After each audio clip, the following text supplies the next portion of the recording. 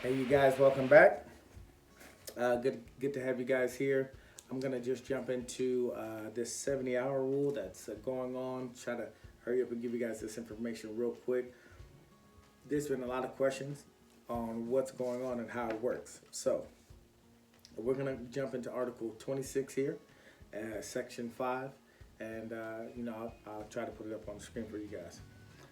The company shall not change the DOT 60 hours in 7 days to the 70 hours in 8 days rules for package drivers except at peak. So understand that this language normally is used for peak, but there's a quick exception here.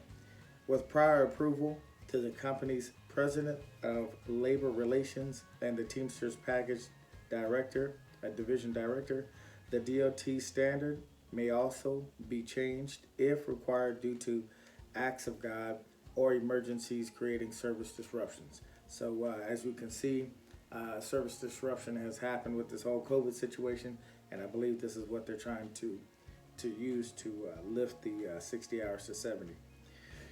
When the company changes the 60-hour rule, it shall first solicit volunteers to work in excess of 60 hours from all package car drivers in the center.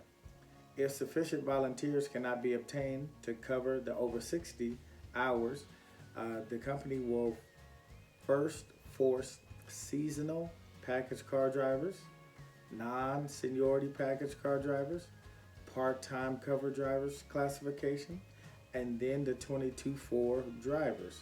Seniority package car drivers will only be forced after exhausting the seasonal non probationary drivers forced process, part time cover drivers classification, and the Article 22-4 drivers.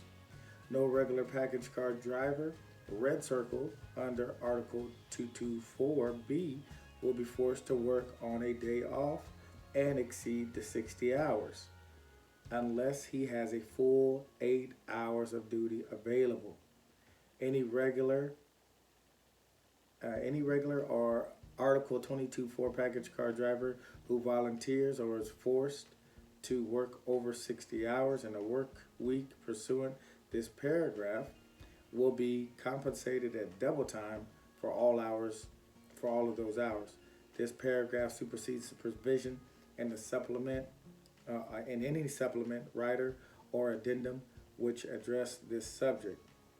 This subject is not this section is not intended to give the company the right to force senior package car drivers to work on a weekend unless permitted by the applicable supplement, rider, or addendum.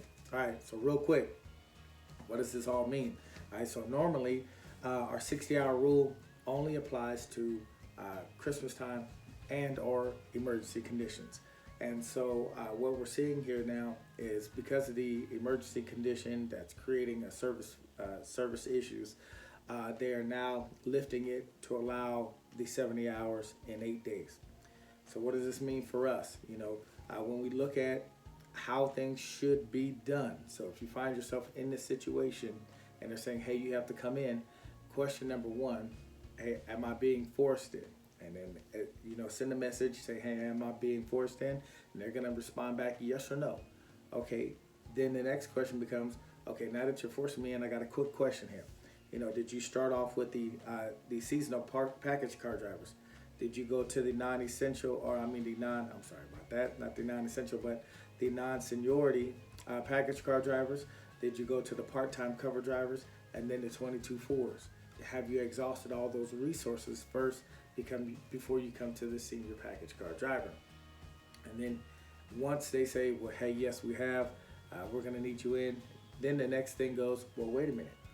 Do I even have 8 hours of work available to me? So you're going to look on your timesheet, and if you've worked 63 or 64 hours, you don't have 8 hours. So if you don't have 8 hours, then you can't come, or you're not forced to come in. I'm not saying you can't come in, because you can come in on a voluntary basis. So you're not going to be forced in.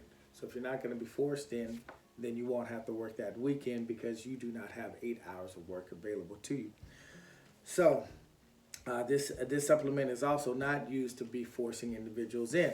So now, as you guys can see, there's been a lot of double speak coming from the company, and the company will say something on your board such as, hey, we lifted the 70-hour rule, you're mandated to be here, will you be here?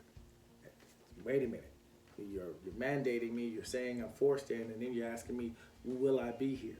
So if you find yourself in this situation, go ahead and send out a message and ask them, wait a minute, hey, are you guys forcing us or not, so we can understand what's going on. And please understand, for all hours over 60. So if you're at 59 hours and then you hit 60, hour 61, 62, and 63, all the way up to 70 is going to be paid at double time. All right. So now, as you guys can see, Mr. Dennis J. Taylor from the IBT Package Division has sent us a nice little memo on what's going on. This was sent out June 12th, 2020. He had also sent one prior to this, but it says, please be advised, the company notified the Package Division of the request for the 297 facilities around the country to utilize the 70-hour rule. The IBT Package Division has approved UPS utilizing the 70-hour rule under Article 26, Section 5 of the National Masters Agreement this week and on an individual voluntary basis. If you have any questions, please call the IBT Package Division. So this is voluntary, all right? This is voluntary. So if you find yourself once again in the situation they're saying you're forced in, you send a message back saying, hey, from what I understand, this is voluntary. So, and then if you get a chance, I'm gonna have to find a way for you guys to start downloading this information. I'm gonna create a way for you guys to do that. But that way you guys can have it for yourself, and then you can bring it in and show your supervisor, say, hey, this is voluntary. So what are you guys doing trying to force people in? All right, so man, hopefully this information has helped you in some type of way. You guys, we got to get into our contract. If you can just start reading it on a daily basis in just a section a day, and therefore you can have some in-depth knowledge. As you can see from the encyclopedias in the back, one of the things that you'll actually see when you look at this is it says knowledge in depth. Knowledge in depth. And this is what we should be seeking to find in our contract is knowledge in depth, so these individuals cannot just go around duping people. This is the reason why I'm creating these videos, because it bothers me to see these individuals manipulate other folks and try to force them into situations that they don't need to be in. So you guys have yourself a blessed day. Continue to pray for me and my family. We'll continue to pray for you guys. And you guys have yourself a great day until I see you again.